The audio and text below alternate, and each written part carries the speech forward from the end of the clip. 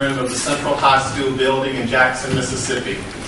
This meeting of the Commission on School Accreditation is being held today, Monday, March the 12th, 2012 at 10 a.m. via teleconference pursuant to Section 2541-5 of the Mississippi Code. The notice of this special call meeting made at least 5 days in advance of this date included the date, time, place, and purpose of the meeting, and identified the location available to the public, which is the 4th floor boardroom, Central High School building, 359 Northwest Street, Jackson, Mississippi. An audio recording is being made of this meeting, and minutes of this meeting will be recorded. Since we are having this meeting both here and on a teleconference, we need to make certain that we have a quorum present for the meeting.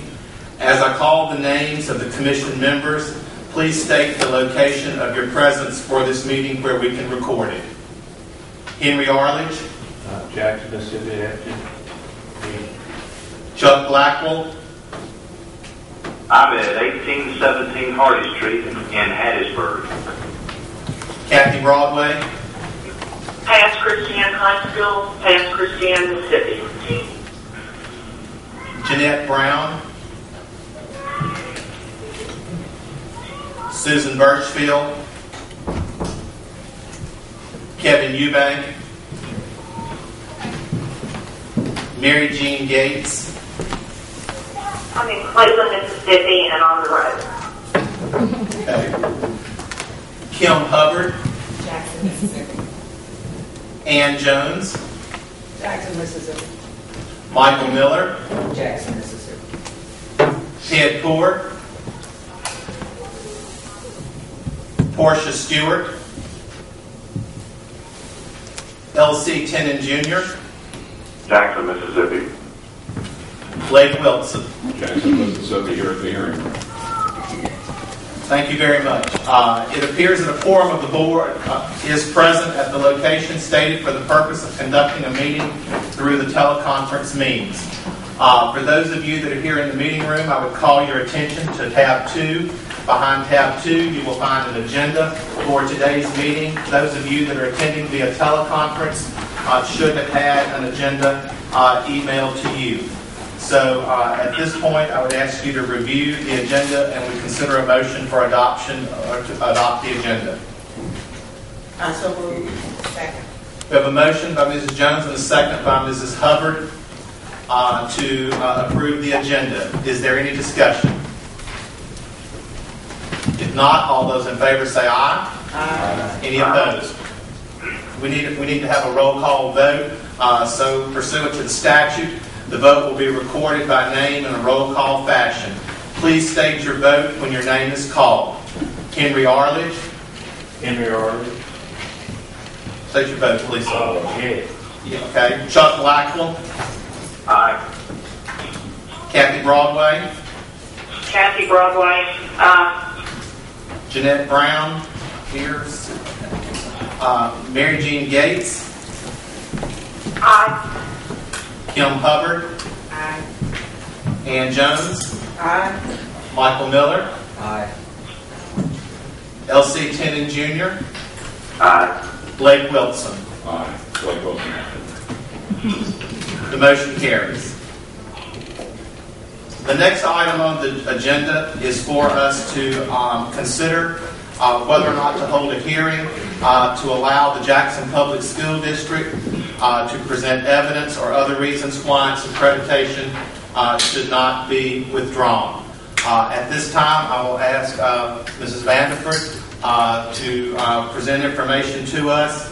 I would also ask that if at any time while we are having a meeting, if you wish to ask a question to Mrs. Vanderford or any staff, please make sure that you identify yourself prior to asking a question. Behind tab 3 in your notebook are the 3 documents that were provided to you the day the special call meeting was announced, which was March the 6th. The purpose of the special call meeting, as Dr. Childress has already stated, is to consider scheduling a hearing to allow the Jackson Public School District to present evidence or other reasons why its accreditation should not be withdrawn. The first document behind tab 3 is the letter from the Office of Accreditation to Dr. James Sargent and Ms. Keisha Nolan, who is the board president of the Jackson Public. Excuse me, Keziah. Oh, Keziah, I'm sorry. It is the board president of Jackson Public School District. This letter is dated March the 6th of 2012. This was the district's official notification from the Office of Accreditation of the report of continued noncompliance with Process Standard 23.3 of the Mississippi Public School Accountability Standards 2010 from the Office of Special Education. The district was also informed that the status of the district was subject to be downgraded based on Policy 2.5 of the Mississippi Public School Accountability Standards. And the second document behind tab 3 is the district's accreditation record summary. And if you'll note currently that the district is assigned an accreditation status of probation. The third document behind tab 3 is the January 13th, 2012 letter to Dr. Sargent from the Office of Special Education, which also includes a summary report of findings. This letter notified the district that the continued issues of noncompliance was being reported to the Office of Accreditation. Today, the Office of Special Education provided the members of the Commission additional supporting documentation. This documentation has been emailed to the members that are participating via teleconference. However, the supporting documentation provided today does not provide additional evidence of noncompliance to what you received via email on March the 6th. The timeline provided to the members today does provide a chronological chain of events of technical assistance that was provided to the district over a period of approximately 16 months by the Office of Special Education at the Mississippi Department of Education.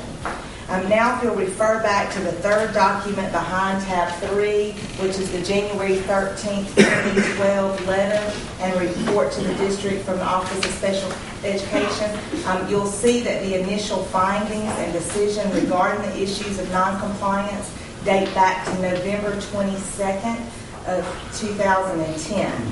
The federal regulations provide a timeline of 12 months for the implementation of corrective action, and this expired on November the 22nd of 2011. As a result of the district's failure to correct all areas of noncompliance within the 12 months of initial notification, the Office of Special Education is required to implement sanctions for continued noncompliance. Therefore, the continued noncompliance of Process Standard 23.3 was reported to the Office of Accreditation on January 13, 2012 for immediate action under Policy 2.5 of the Mississippi Public School Accountability Standards 2010.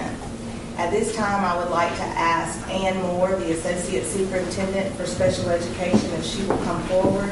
At this time, Ms. Moore will further discuss the district's issues of noncompliance and answer any questions that the Commission may have as you consider scheduling a hearing to allow Jackson Public School District to present evidence or other reasons as to why their accreditation status should not be withdrawn. Thank you. Good morning. Good morning. You have the blue folder, the timelines, and some additional documentation going back through November 22nd, 2010, when the district was initially notified of the noncompliance.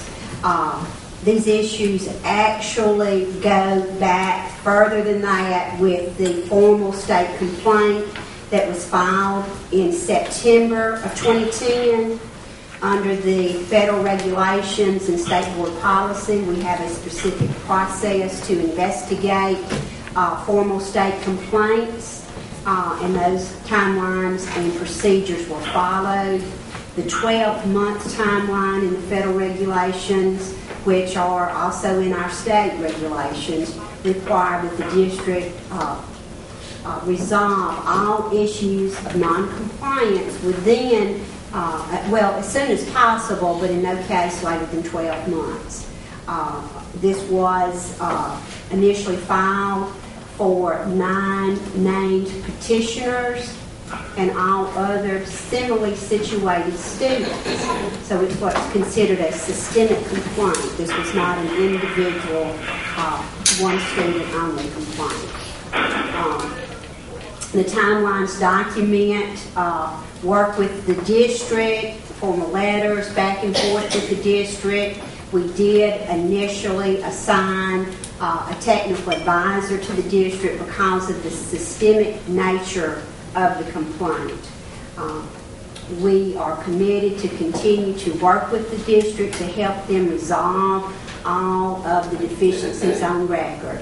And that is part of the responsibility of the Office of Special Education. Not only the monitoring and compliance and enforcement, but we also are charged with providing technical assistance and resources to assist the district. So, do you have any specific questions about the timeline or the process that has been followed in this case?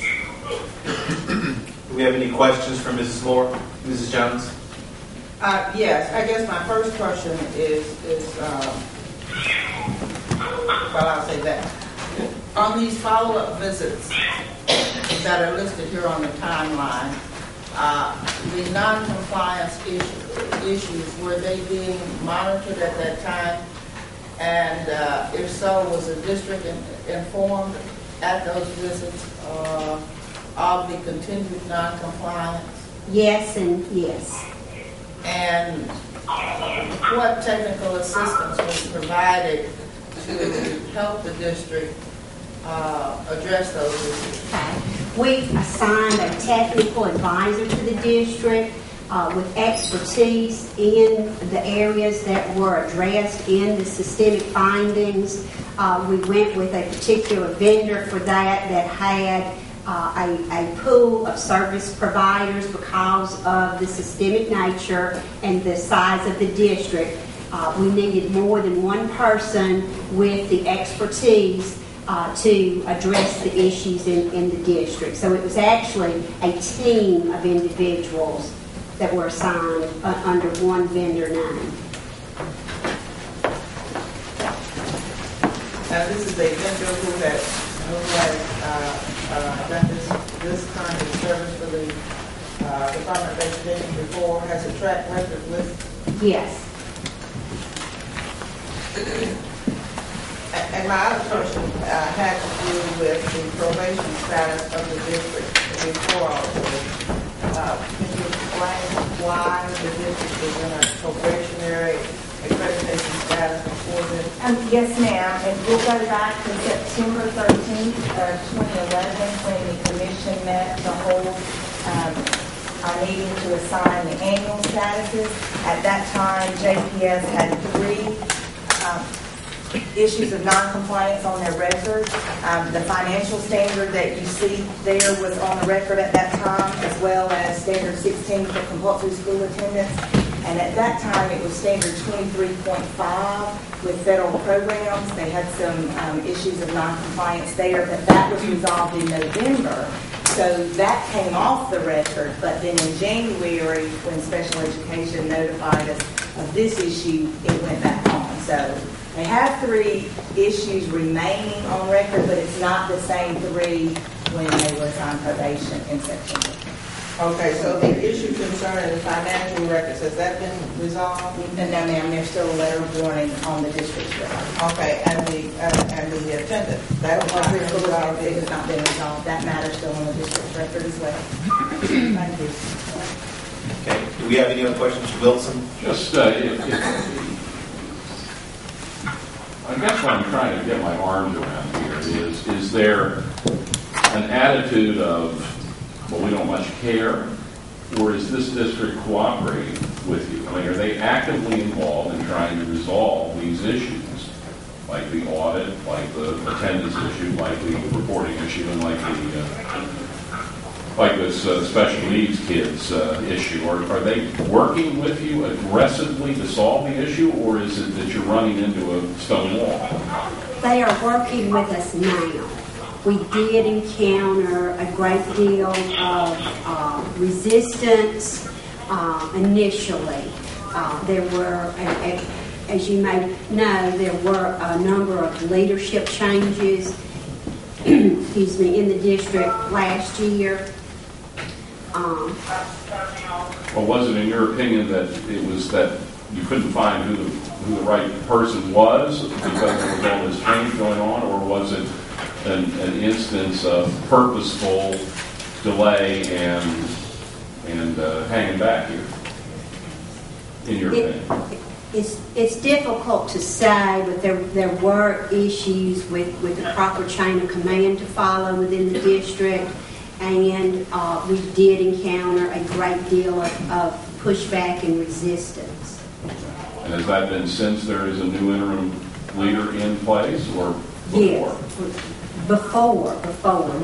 Now the district hired a new director of the Office of Exceptional Education within the district. We've had excellent cooperation with that new director, and we have now the commitment of Dr. Sargent to resolve these issues. And in fact, I worked all weekend with the Director of Exceptional Education to finalize some of their responses to address some of these issues. So we are expecting a new updated official report from the district to be filed later today. And we will continue to work with the district to resolve the issues. We'll schedule a new follow-up visit to evaluate the progress of the district. However, under the federal guidelines, then when the district fails to resolve everything within 12 months, we must implement strong sanctions, and that's what got us here today, because everything has not been resolved. Okay, but you feel there is a dialogue? Yes. A two-way dialogue? Now. May I ask one more question? Absolutely. I know I'm a broken record on this, and I know I'm just a pain in the neck, and I apologize, but has the public been given access to this document that we have? No. Okay. Could we do that? With the world of internet today, could we put this up on the internet ahead of these meetings so people can see it, or as close to ahead of these meetings? I know that it's difficult because you're working right up to the deadline, but it's difficult as somebody who often sits in the audience at meetings, and I've been doing this for 32 years.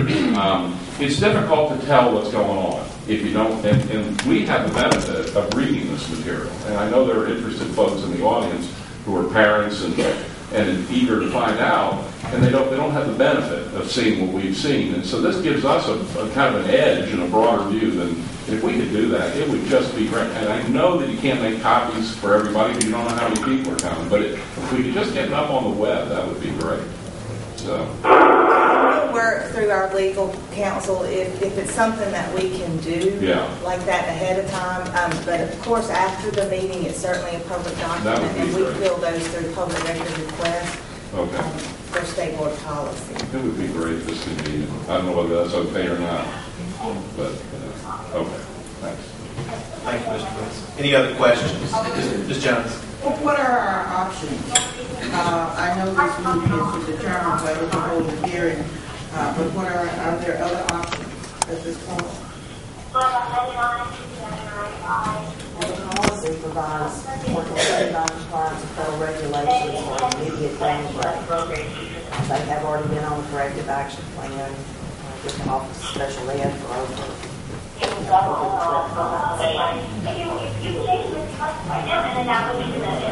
couldn't quite hear. I'm sorry. I apologize. Kathy Broadway. Yes. I'm not sure. Is the background noise coming from your office? No. Okay. Would someone please mute? Yeah, I can't hardly hear either. Me. Okay, would everyone please mute their phone, those of you that join us via teleconference? Thank you. I think we all need to really speak more. I'll about to do that again.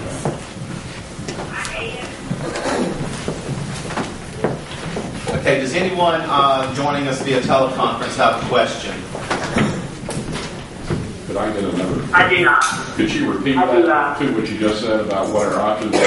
Okay. All right. We have a question from Mrs. Jones about our options. So, Ms. Butler, would you? Our policy says that for a continued non-compliance with federal regulations, it results in an immediate downgrade. And they are currently under probationary status, so that is why we're here today about the withdrawal of accreditation and having setting a due process hearing prior to that. Let me make sure I understand. That this meeting is to determine whether to hold a hearing. Okay, not to determine an immediate downgrade. Is that what you're saying? That is correct. Okay. That's correct. All right. Yes, ma'am. Just The only thing we're all that on the same page. We Yes. understand. yes, there is not a request today for an immediate downgrade. The only consideration before the commission today is whether or not to schedule a hearing in which evidence could be presented. So when you if the commission votes to require a hearing, then at that time any evidence that, or if they've made the corrections by that time, then the commission could vote to leave their accreditation standard as is or whatever level they have. Yes, that's correct. How long would it be before that meeting would be held? If you choose to have a hearing, then that's something that we will do today, is the commission will set a date for that hearing.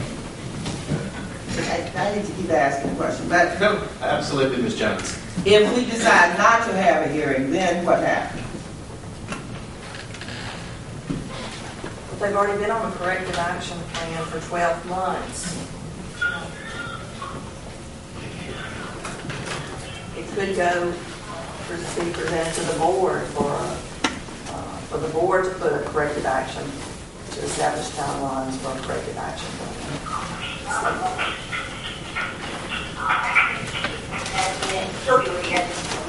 Mr. Wilson? Help me out. The hearing process will enable the Jackson Public Schools to come forward and really share their point of view with us and be able to hear their side of what they're trying to do and give us a little better view of what's involved here. Is that correct? Is that the purpose of this hearing?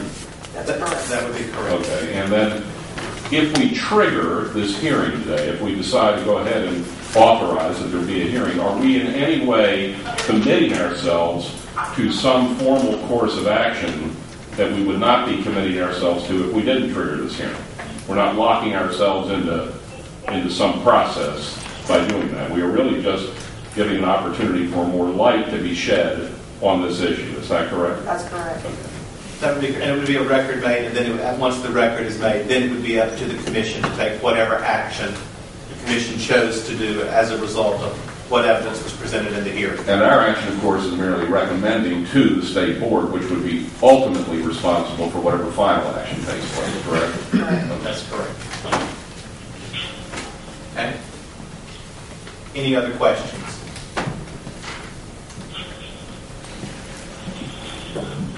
Okay, if there are none. Are there any members present from the Jackson Public School District that would like to address the commission at this time?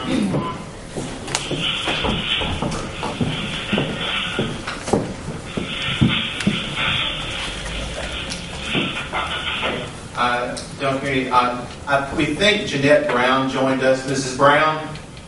Yes, Okay, would you please state your location where we can have that for the record, please? Bigelow County School District. Thank you very much. Sure. Okay, any other questions? The next item that we have then is item number 4. And item number 4 is approval to schedule a hearing to allow Jackson Public School District to present evidence or other reasons why its accreditation should not be withdrawn. That's the item we have. You need a motion? Yes, sir. I move that we schedule a hearing to allow Jackson Public Schools to present evidence and other reasons why its accreditation should not be withdrawn. Second. Second. Okay, we have a motion by Mr. Wilson to approve scheduling a hearing to allow Jackson Public School District to present evidence or other reasons why its accreditation should not be withdrawn, and a second by Mr. Arledge. Is there any discussion?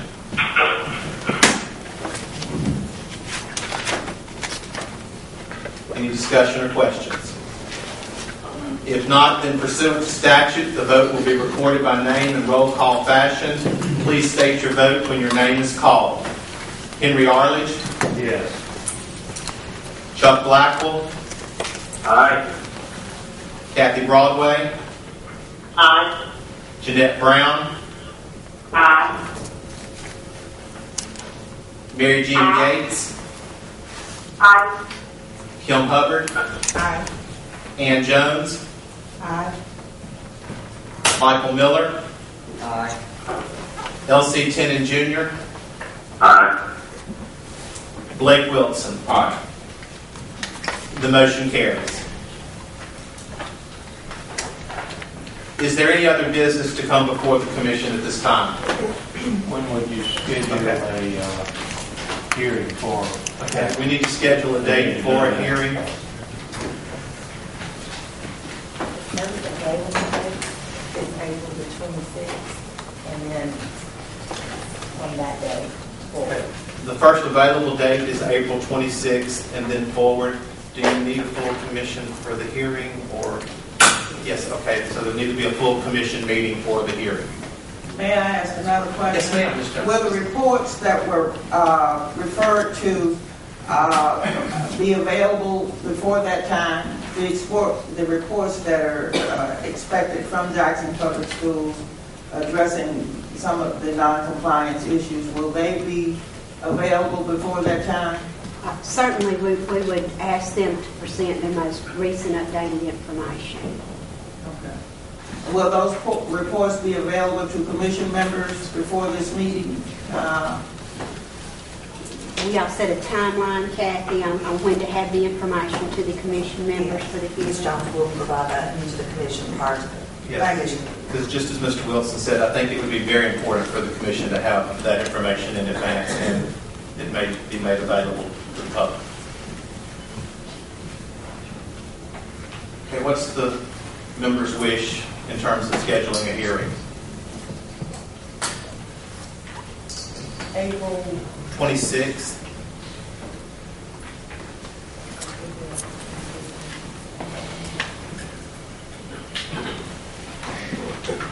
I move we hold the hearing on Thursday, April 26th. Okay, we have a motion to hold a hearing on Thursday, April the 26th, I guess at 10 o'clock. Do we have a second? Second.